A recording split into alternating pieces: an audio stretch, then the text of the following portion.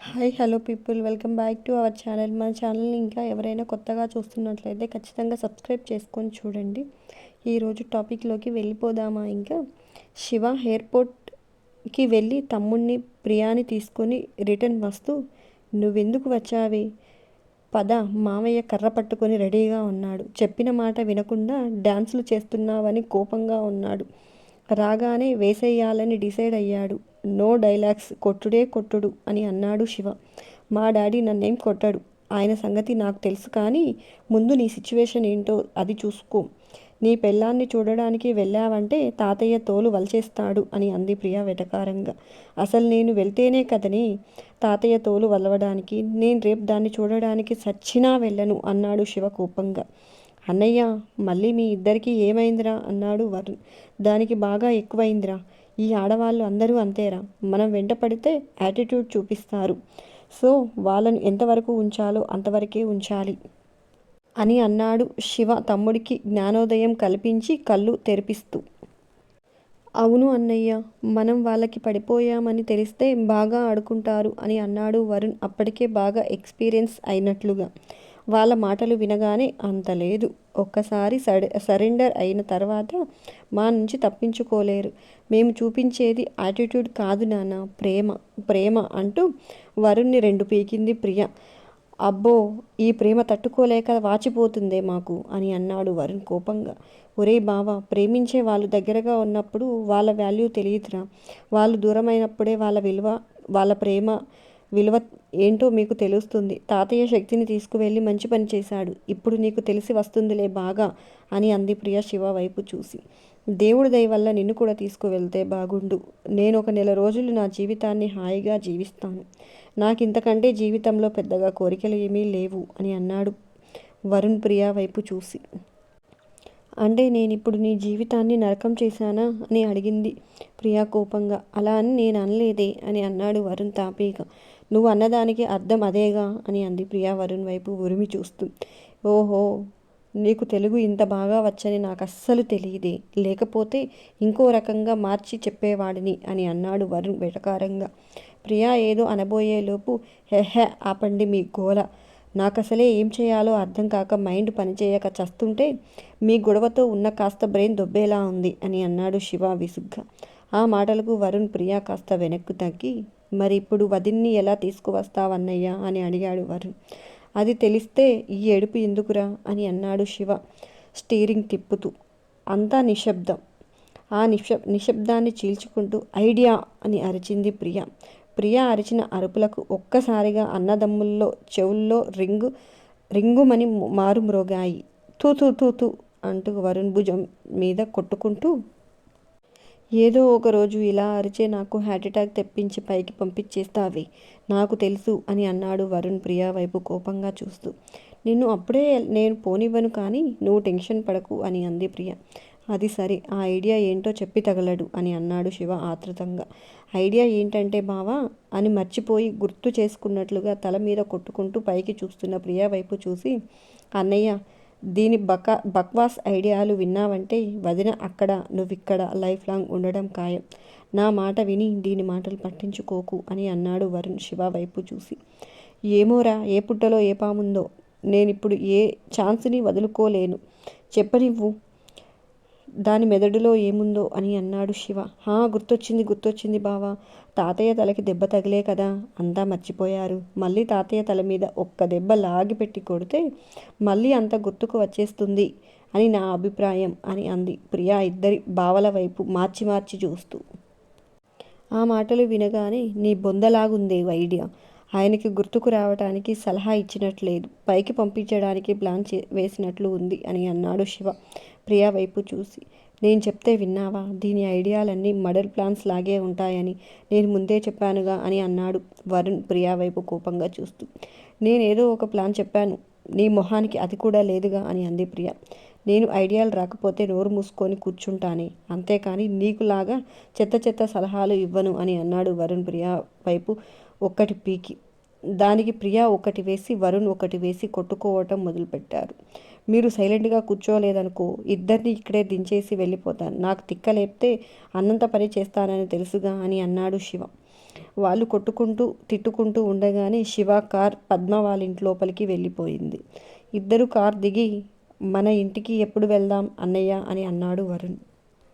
ఇప్పుడు ఇంటికి వెళ్తే డాడీ నాకు మమ్మీ నీకు పెళ్లి చేస్తారు, అవసరమా అని అన్నాడు శివ. అంటే ఇక్కడ మా డాడీతో నా పెళ్లి చేయించడానికి తీసుకువచ్చావా అని అడిగింది ప్రియ. నీకు మీ డాడీ అంటే భయం లేదని చెప్పావు కదే, అందుకే తీసుకువచ్చాను అని అన్నాడు శివ. ఫ్లోలో వందంటాం బాబు, అలా అని ఇలా ఇరికించేయడమేనా అని అంది ప్రియ టెన్షన్ పడుతూ. ఏం కాదులే, మామయ్యతో నేను మాట్లాడతానులే, లోపలికి పదండి అన్నాడు శివ. ముగ్గురు లోపలికి వెళ్ళగానే అందరూ తలా 4 అక్షంతలు వేసి తర్వాత తినడానికి స్నాక్స్ తెచ్చి పెట్టారు. అవి తింటూ ఉండగానే సునంద వరుణ్కి ఫోన్ చేసి పిచ్చి తిట్లు తిట్టి ఇంటికి రా వెధవ, కాళ్ళు విరగ్గొడతాను అని వార్నింగ్ ఇచ్చేసరికి మమ్మీ అని అన్నాడు వరుణ్ గారాలు పోతూ. మమ్మీ లేదు గిమ్మీ లేదు, మీకు ఇష్టం వచ్చినట్లు మీరు చెయ్యండి, మీ డాడీతో నన్ను తిట్టించుకుంటాను, అందుకే ఒక ఆడపిల్ల ఉండాలి అంటారు. ఆడపిల్ల అమ్మా బాబు బాధ చెప్పకపోయినా అర్థం చేసుకుంటుంది. ఇలా కొట్లాటకు పోయి ఊళ్ళో వాళ్ళని ఇంటి మీదకి తీసుకురారు అని అంటున్న సునంద మాటలు విని, మమ్మీ ఇవన్నీ నువ్వు నన్నే అంటున్నావని నాకు తెలుసులే అన్నాడు శివ తమ్ముడి చేతిలో ఫోన్ తన వైపుకు తిప్పుకొని. అవునరా, నిన్నే అంటున్నాను, అర్థమైంది కదా అని అంది సునంద కోపంగా.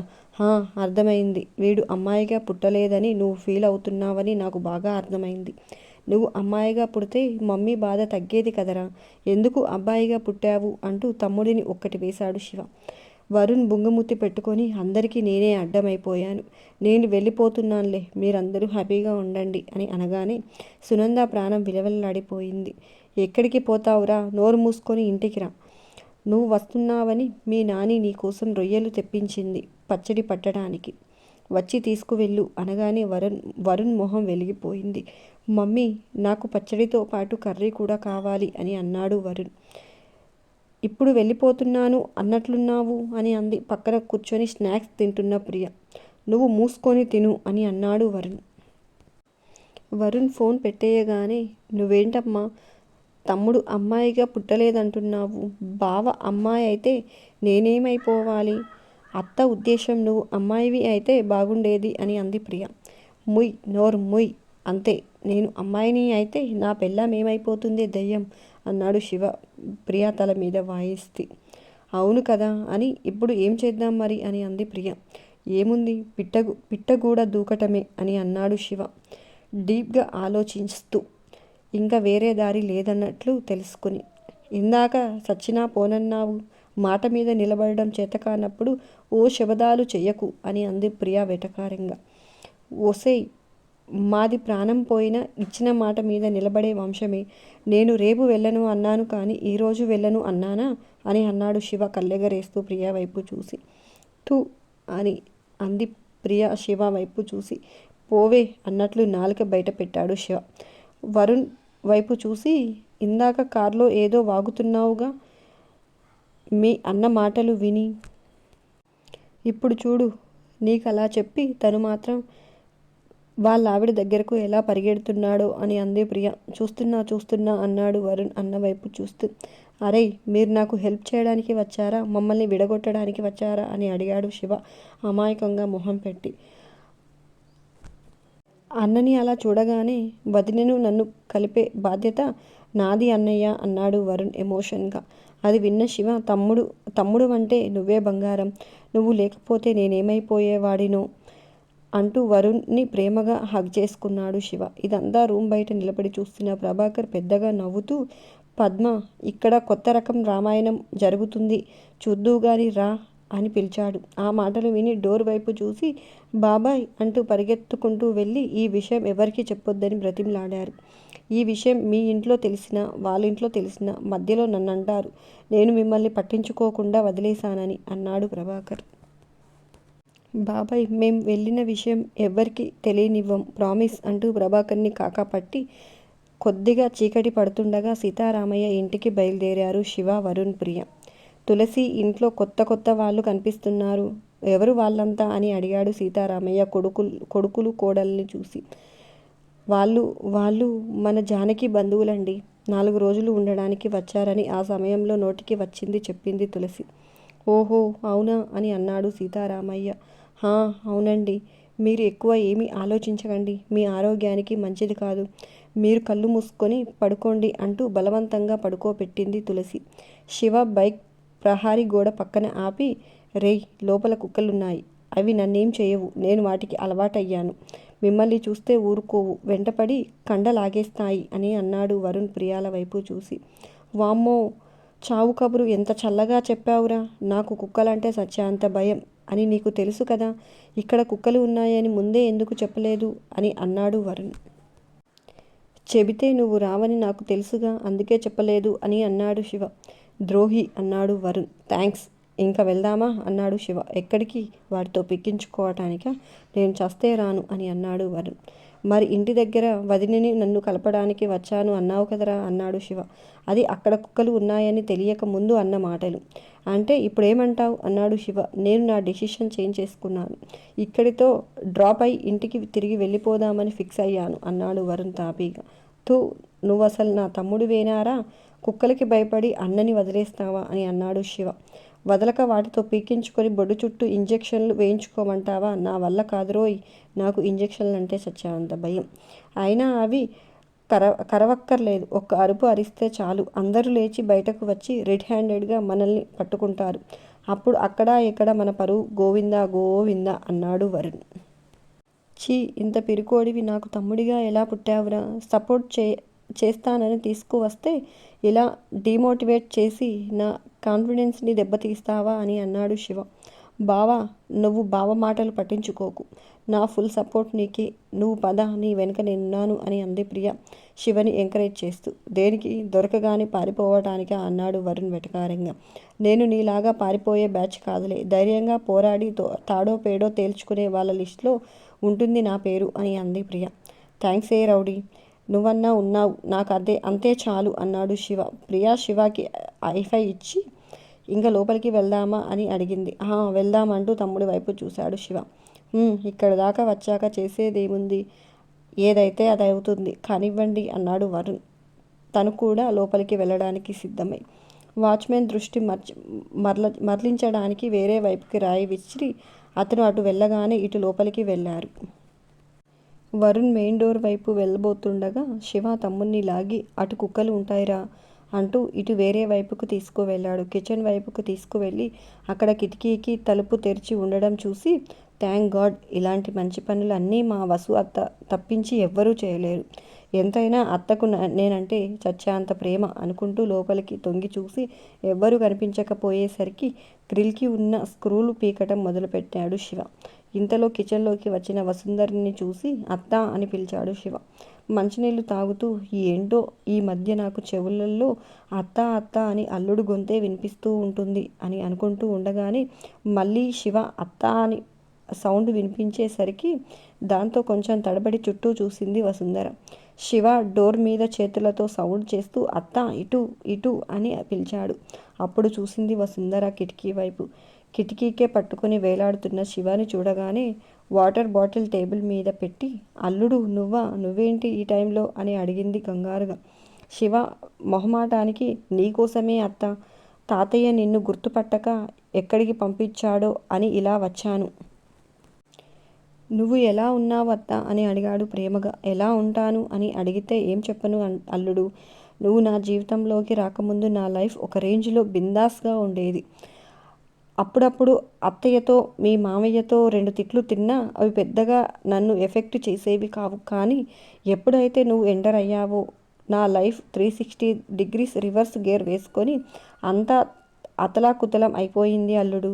మొన్నటిదాకా నువ్వెవరో మామయ్య గారికి మా మామకి తెలిస్తే నా పరిస్థితి ఏంటి అని తలుచుకుంటే భయం వేసి బీపీ షుగర్లు వచ్చేశాయి. ఈ మధ్య లైట్గా గుండెల్లో నొప్పిగా కూడా ఉంటుంది. ఇప్పుడు మామయ్యకి ఎప్పుడు ఏం గుర్తుకు వచ్చి ఇంట్లో నుంచి బయటకు గెంటుతారో అని నిమిషం లెక్క పెట్టుకుంటున్నాను తెలుసా అని అంది వసుంధర ఏడు మొహం పెట్టుకొని. అయ్యో సారీ అత్త, నీకిన్ని కష్టాలు వచ్చాయా? అయినా నా కష్టాలతో పోలిస్తే నీ కష్టం ఎంత చెప్పు. నువ్వు ఇంకా చాలా బెటర్. మామయ్య పిల్లలతో కలిసి ఉన్నావు. నా పరిస్థితి మరీ దారుణం అయింది చూడు. నా పెళ్ళాం ఇక్కడ, నేను అక్కడ అని అన్నాడు తన కష్టాలు చెప్పుకుంటూ శివ. ఆ మాటలు విన్న వసుంధర, చాలే సంబడం, నువ్వు శక్తి కోసం వచ్చావా, ఇంకా నిజంగానే నా కోసం వచ్చావేమో అనుకుని అల్లుడికి నేనంటే ఎంత ప్రేమో అని లోపల ఇప్పటిదాకా పొంగి పోలేక చచ్చిపోతున్నాను. తుస్సుమని గాలి తీసేశావుగా అని అంది శివ వైపు చూసి. అరే, నేను ఇద్దరి కోసం వచ్చానత్త, ప్లీజ్ అత్త, నాకు ఈ ఒక్కసారికి హెల్ప్ చేయవా, మా మంచి అత్తవు కదూ అంటూ వసుంధరకు వెన్నపూస రాయడం మొదలుపెట్టాడు శివ. అల్లుడు, ఒక్కసారి నీకు హెల్ప్ చేసినందుకు నా పరిస్థితి ఇలా ఉంది, నువ్వు మళ్ళీ హెల్ప్ అంటే నేనేమైపోతానో అని అంది వసుంధర. ఏమి అవుతావత్తా, అందరం బాగుంటాం, నాది గ్యారెంటీ అన్నాడు వరుణ్ కిటికీలో నుంచి తలపెట్టి వసుంధరని చూస్తూ. ఒక్కసారిగా వరుణ్ణి చూసి సరికి వసుంధర దడుచుకొని గుండెల మీద చెయ్యి వేసుకొని శివ వైపు చూసింది. మా తమ్ముడు వరుణ్ అని చెప్పాడు నవ్వుతూ. తెలుస్తుంది, పోలికలు ఉన్నాయి, వీడు కూడా నీ దారిలోనే ఉన్నాడు నన్ను వేసేయడానికి అని అంది వసుంధర కళ్ళు తిప్పుతూ. హహహా అత్త, అలాంటిదేమీ జరగదు, నన్ను నమ్ము, నేనున్నాను కదా అని అన్నాడు శివ. ఎందుకు, మీ మామకి రెండో పెళ్లి చేయడానికా అని అంది వసుంధర. మామయ్యకి రెండో పెళ్ళి ఎందుకత్తా, నువ్వు ఉండగా అని అన్నాడు వరుణ్ అమాయకంగా. ఉండనుగా, మీ అన్నయ్య నన్ను ఉండనివ్వడుగా, త్వరలోనే పైకి పంపించేస్తాడుగా చిన్నల్లుడు అని వరుణ్తో అంటూ ఉండగానే వసుంధర శివ వైపు చూసింది. అత్త, నీకు అల్లుడి మీద నమ్మకం లేదా, అంతేనా నువ్వు నన్ను అర్థం చేసుకుంది అని అన్నాడు శివ. ఇంతలో ప్రియ వాళ్ళిద్దరి మధ్యలో నుంచి తల లోపలికి పెట్టి, హే టైం అయిపోతుంది, ఏంటి మీ మీటింగులు, పిన్ని కొంచెం శక్తిని పిలవ్వా, మా బావ తనతో ఏదో మాట్లాడాలి అంట అని అంది. నువ్వు ఎవరి కూతురు అని అడిగింది వసుంధర ఆశ్చర్యంగా. ఇది మా మరదలు అత్త, మామయ్య కూతురు అని చెప్పాడు శివ. అంతలో వసుంధర ఎగిరెగిరి కిటికీలో నుంచి బయటకు చూడడం చూసి, ఏం చూస్తున్నావత్తా అని అడిగాడు శివ అనుమానంగా. ఏం లేదు అల్లుడు, ఇంకా ఎవరన్నా బెటీలియన్ బ్యాలెన్స్ ఉన్నారేమో అని చూస్తున్నాను అని అంది వసుంధర కళ్ళు పెద్దవి చేసుకుని. ఇంకా ఎవరు లేరు అత్త, మేము ముగ్గురమే వచ్చాము అని అన్నాడు వరుణ్. ఏం పాపం, మీ బాబాయ్ గారు అబ్బాయిని వదిలేశారు, వాడిని కూడా తీసుకువస్తే సరిపోయేదిగా అని అంది వసుంధర సాగదీస్తూ. ఫోన్ చేశానత్త, వాడికి ఎగ్జామ్స్ అయినా వచ్చేస్తాను అని అన్నాడు. నేనే వద్దని గట్టిగా చెప్పేసరికి ఆగిపోయాడు. ఎగ్జామ్స్ అవగానే వచ్చేస్తాను అన్నాడు. అప్పటి వరకు ఎలాగోలా మేనేజ్ చేయమన్నాడు అని అన్నాడు శివ. అది వినగానే అమ్మా అంటూ వసుంధర గుండె మీద చెయ్యి వేసుకుని బాధగా మూలిగింది. అది చూసిన ముగ్గురు అయోమయంగా ఒకరి ముఖాలు ఒకరు చూసుకున్నారు. ఇంతలో కిచెన్లోకి వచ్చిన శక్తిని చూసి సంతోషంగా, హే శక్తి అని పెద్దగా అరిచింది ప్రియ. అంతేనండి ఈ రోజుటికి ఈ వీడియో. నచ్చిందా, ఎలా ఉంది, ఖచ్చితంగా కామెంట్స్ రూపంలో తెలియజేయడం మాత్రం అస్సలు మర్చిపోకండి. మరొక మంచి టాపిక్తో మీ ముందుకు వస్తాను. అంతవరకు ఉంటాను. వెళ్తూ చిన్న లైక్ చేయడం మర్చిపోకండి.